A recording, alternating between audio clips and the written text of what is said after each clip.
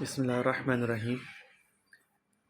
شیطانی وسوسوں کو دور کرنے کے لیے، ان کے خیالات وغیرہ دل میں جو آتے ہیں، شیطان جو بہکاتا ہے، اس چیز کو ختم کرنے کے لیے کوئی بھی نماز سے پہلے، نیک کام کرنے سے پہلے، قرآن پڑھنے سے پہلے، ذکر اذکار کرنے سے پہلے 3 دفعہ اگر یہ پڑھ لیا جائے تو انشاءاللہ تعالیٰ اس سے ہر طریقے سے وساوس جو ہیں شیطان کے، وہ دور ہو جاتے ہیں۔ ایک تو یہ ہو گیا، اور اس کے علاوہ یہ دعا کون سی وہ میں بتاتا ہوں آپ کو۔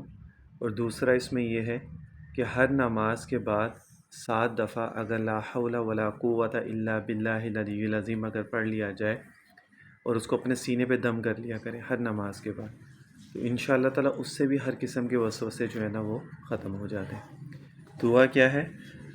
ربی اعوذ بک من ہمزات الشیاطین و اعوذ بک ان یحضرون، یہ ہے۔ اچھا، اگر کوئی تقریر یا وعظ کرنے سے پہلے بھی اس کو پڑھ لے تو وہ بھی بہت فائدہ مند ہے۔